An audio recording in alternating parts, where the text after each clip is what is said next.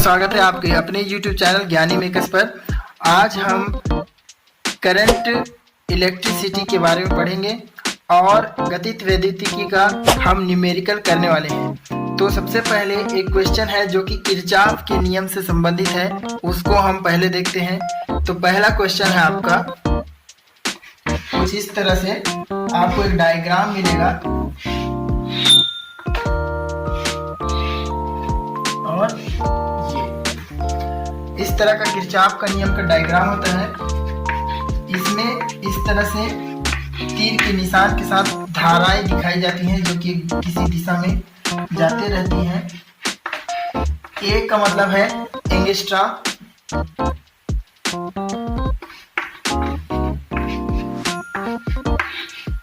ये धारा है। कुल धारा इस तरह से इसमें फ्लो हो रही है। हमको बताना है कि ये आई का मान हमको ज्ञात करना है। धारा आई का मान, धारा आई का वैल्यू क्या होगा। तो देखिए ये बहुत ही आसान सवाल होता है। सबसे पहले हमको देखना है इन बिंदुओं को। ये बिंदु हो जाएगा आपका ए और ये बिंदु हो जाएगा बी। तो ए से बी तक कितनी धारा जा रही है, हमको सबसे पहले ये देखना पड़ेगा कि ए से बी तक कितनी धारा आपकी जा रही है। तो संधि ए पर कितना धारा है बताइए। संधि ए पर, इस ए पर तो 2 और 2 मतलब 4 एंगस्ट्रॉम धारा यहाँ प्रवाहित हो रही है ए पर। अगर हम देखें आपका संधि बी पर, ठीक है, सेकेंड है क्या, संधि बी पर। तो हम संधि बी पर अगर हम लोग देखते हैं तो क्या होता है आपका 4A तो यहाँ से जाएगा ही, लेकिन यहाँ आप देख सकते हैं एक एक क्या निकल जा रहा है, निकल जा रहा है आपका धारा, एक एंगस्ट्रॉम धारा निकल जाएगा। तो यहाँ पर कितना हो जाएगा 3A बचा। अब देखिए आपका तीसरा बिंदु, अब यहाँ से यहाँ तक अगर हम जाएं आपका, तो हम इस बिंदु को ले लेते हैं आपका C। क्या ले लेते हैं बिंदु C, यहाँ आगे। तो B से C तक अगर हम लोग जाएं तो देखिए यहाँ तक 4 आ रहा था, यहाँ से 1 निकल गया तो 3 बचा। 3 में से अब यहाँ पास 1.3 और निकल जाएगा।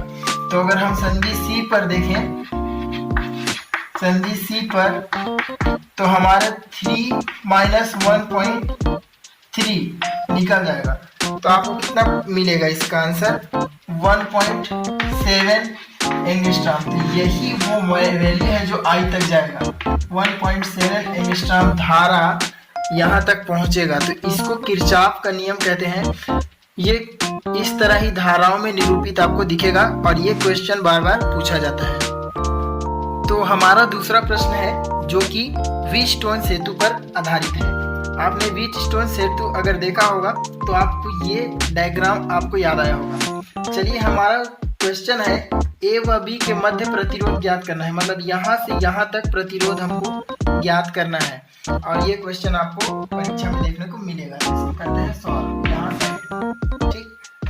अगर आप देख सकते हैं कि ये व्हीटस्टोन सेतु है। व्हीटस्टोन सेतु का सबसे मुख्य प्रमुख बात यह है कि ये जो बीच वाला जो भाग है 10 ओम का, मतलब 4 तो दिख रहे हैं प्रतिरोध 10 ओम का, लेकिन ये जो 10 ओम का है इसमें इसका जो प्रतिरोध होगा इसमें कोई भी धारा क्या होगा, नहीं बहेगा। कोई भी धारा इसमें नहीं बहेगा, क्योंकि एक व्हीटस्टोन सेतु में ये मुख्य वाला जो बीच का रहता है, मध्य में जो रहता है, इसमें धारा नहीं बहती है। तो इसको तो हम भूल ही जाते हैं।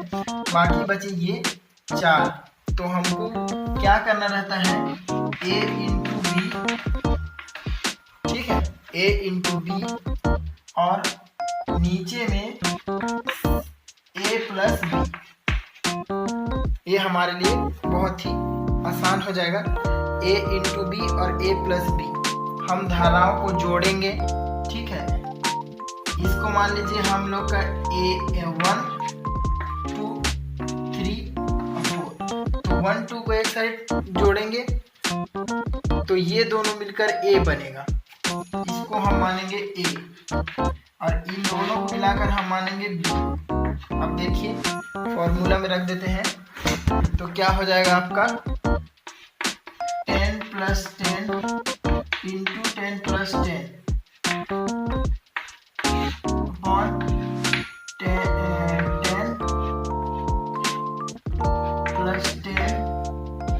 Plus 10 plus 10।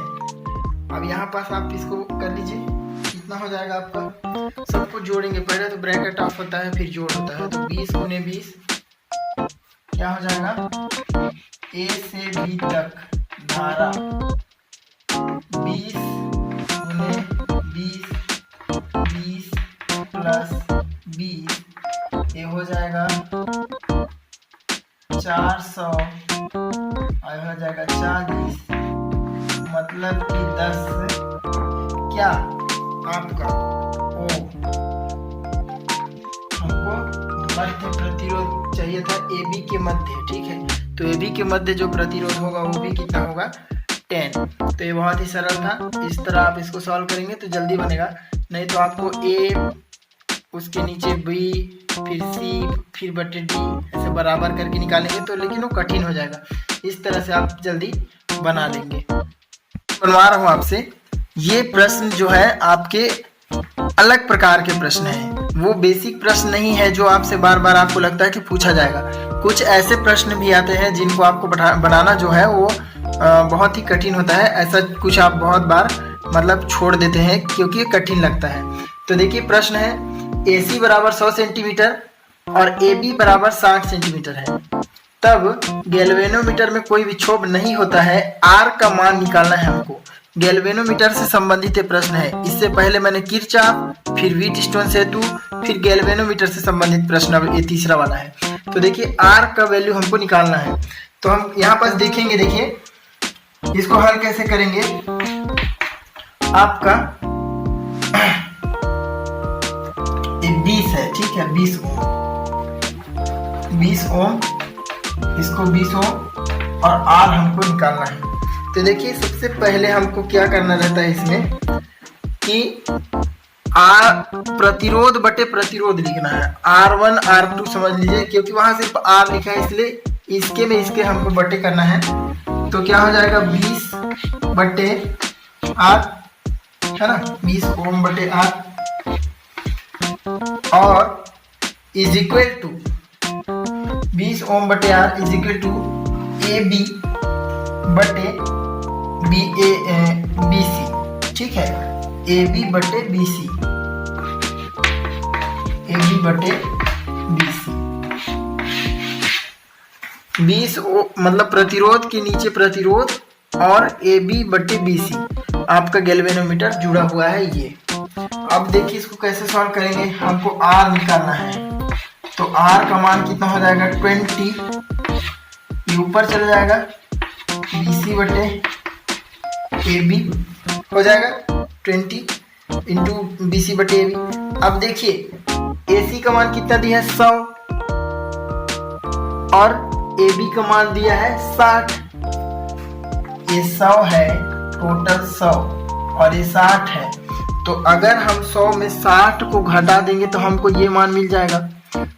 अगर ये 100 में AB ही 60 है तो बचा ये कितना होगा 40 होगा BC, तो हमको BC यहाँ कितना मान लिखना है 20 इंटू 40 और AB कितना है 60 है, काटिए 2 दूनी 4 2 3 6, ये आएगा 20 गुने 2 बटे 3, यही आएगा 40 बटे आपका कितना हो जाएगा 3, या 40 बटे 3 को हम कितना बोल सकते हैं 13 या 39 होता है, तो 13.3 ओम, 13.3 ओम R का वैल्यू निकल जाएगा 13.3। इसको काटेंगे आप अगर तो 3 छंग 18 6.6 आएगा, इसका गुना कर दीजिए 2 से, तो 2 छिक्का 12 कर दो, हासिल 1 2 छिक्का 12 1 13 13.3 आपका आंसर हो जाएगा। तो अगर आप नए हैं तो चैनल को सब्सक्राइब और लाइक जरूर करें। आपने ये क्वेश्चन तो देखा ही होगा। देखिए प्रत्येक प्रतिरोध 2 ओम का है, ए और बी के बीच हमको प्रतिरोध निकालना है। आप देखिए ए बिंदु ये है और बी ये है, इस तरह का डिजाइन है। तो अगर आप इस पर बनाने लगे तो ऐसे तो नहीं बनेगा, हमको स्ट्रक्चर को क्या करना होता है चेंज। देखिए क्या बोला ए और बी के बीच प्रतिरोध निकालना, मतलब एक छोर ए है देखिए अलग है, एक छोर बी है। हम बनाते हैं पहले इस चित्र को इस तरह से, देखिए इस तरह से गया हुआ है, फिर आपका इस तरह से आया हुआ है, फिर इस तरह से ये पोर्शन, और इसके बीच में आपका बिंदु है ए। अब देखिए यहाँ से जुड़ा है ये वाला भाग और यहीं से जुड़ा है ये वाला भाग। अगर हम इसको इधर ना ले जाके हम इसको इधर ले जाएं तो क्या हो जाएगा, ये वाला भाग इधर जाके इस तरह से हो जाएगा, यहाँ तक गया, ये हो गया बी बिंदु।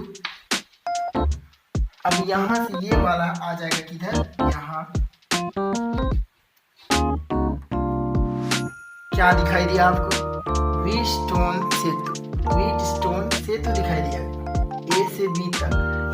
बीच वाले में तो कोई मतलब प्रतिरोध होगा नहीं, 2 ओम 2 ओम 2 ओम 2 ओम, तो हमको ए बी के बीच क्या मिलेगा, व्हीटस्टोन सेतु में अगर सब समान है तो हमारा आंसर हो जाएगा 2 ओम। हमको मिलेगा ए और बी के बीच प्रतिरोध। तो ये देखकर ही चित्र को बदल दीजिए, आंसर आपके सामने है।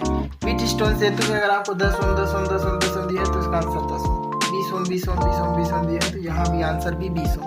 उसी तरह 2 ओम 2 ओम 2 ओम 2 ओम दिए तो आंसर हो जाएगा 2 ओम। तो कितना अच्छा है ना।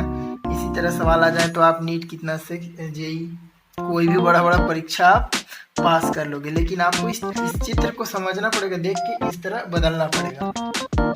तो क्वेश्चन है आपका, P से Q के बीच में 3 प्रतिरोध इस तरह लगे हुए हैं, तो P से Q के बीच में परिणामी प्रतिरोध निकालना है, और इसको बनाने के लिए हमको कोई समय नहीं लगेगा। देखिए क्या होता है, इसका आपका सॉल्यूशन क्या हो जाएगा, क्या बोल रहा है, परिणामी प्रतिरोध है ना, परिणामी प्रतिरोध। क्या क्रम आपको दिखता है बताइए, आपको कोई क्रम नहीं देखना है। P से Q के बीच इस तरह का अगर डायग्राम है तो आपको कोई नहीं देखना है, काउंट करना है 1 2 3 और आपका सॉल्यूशन R/3।